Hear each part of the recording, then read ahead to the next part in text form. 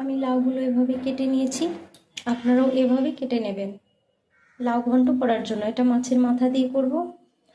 আর এখানে আমি কাঁচা লঙ্কা আর শিম কেটে রেখেছি, আর আদা কেটে রেখেছি, আর এটা আমলকি আমি এমনি খাচ্ছিলাম।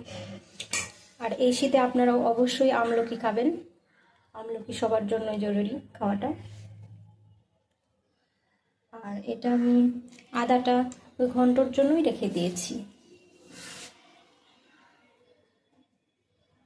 লাউ ঘন্টর জন্য লাউটা আগে কেটে নিয়েছিলাম, এবার আমি দিয়ে দিচ্ছি কড়াইতে।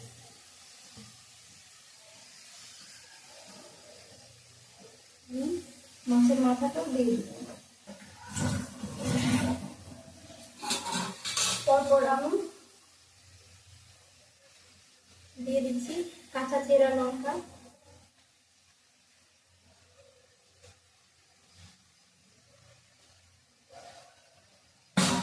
আর দিয়ে দেবো নুন। আপনারা কে কিভাবে লাউ ঘন্ট করেন আমাকে অবশ্যই জানাবেন।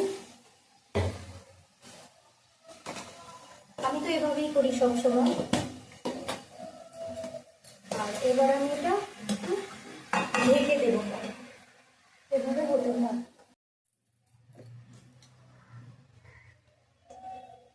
হলুদ দিয়ে দিচ্ছি লাউয়ের উপরে। আমি লাউ বা পেঁপে এসব জাতীয় সবজিতে একটু হলুদ কম ব্যবহার করি, কালারটা কম। এবার আমি ধনের গুঁড়ো দিয়ে দিচ্ছি।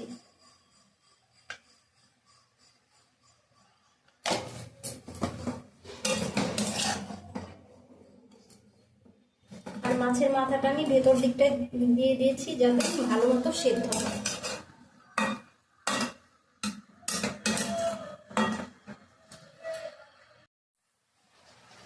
আমি লাউটা সেদ্ধ হওয়ার জন্য খুব বেশি না, সামান্য পরিমাণে জল দিয়ে ঢেকে দেব।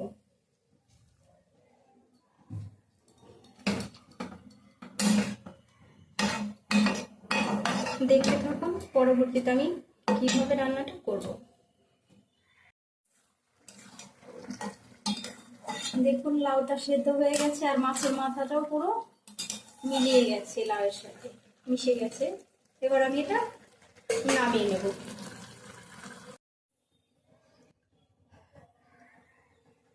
তেলটা দিয়ে দিচ্ছি, কড়াইটা গরম হয়ে গেছে। আমি তো আপনাদের আগেই বলেছি আমি লাউ ঘন্টটা প্রথমে কিন্তু কোনো ফোড়নও দিইনি, কোনো কিচ্ছু দেইনি। এবার আমি সব দিয়ে দেব। প্রথমে দিয়ে দিচ্ছি তেজপাতা।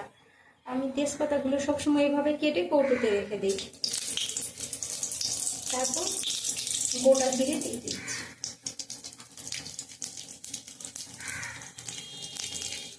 তারপরে দেবো আদা।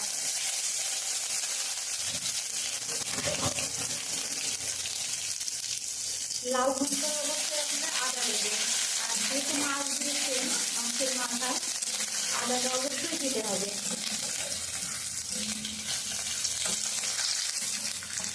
আমি লাউটা দিয়ে দেবো।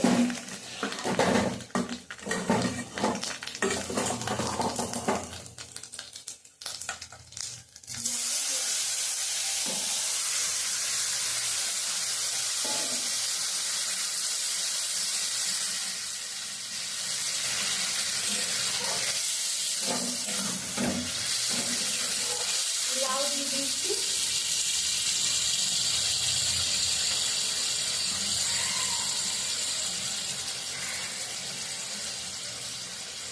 আর দিয়ে দিচ্ছি ভেজে রাখা বাটা, জিরে বাটাটা দিয়ে দিলাম। এবার আপনারা অবশ্যই জিরে বাটাও দেবেন নামানোর আগে। দিয়ে দিচ্ছি। আর লাউ তো একটু পানসে হয় বা জলসা হয়, তাই আমি সামান্য পরিমাণে চিনি দিয়ে দেবো। আপনারা অবশ্যই চিনিটাও দেবেন।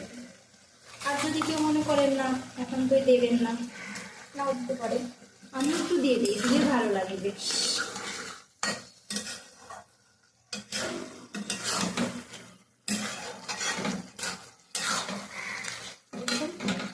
লাউটাও গলে গেছে, ঝোলটাও কমে গেছে, রান্নাটাও হয়ে গেছে।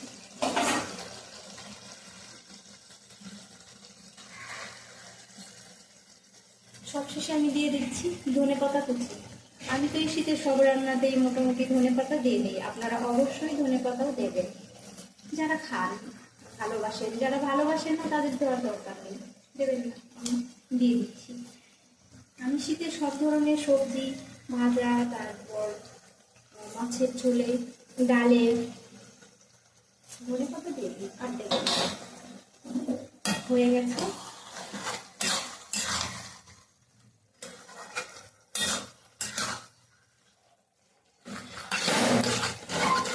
ঝোলটা দেখুন একদম শুকিয়ে গেছে।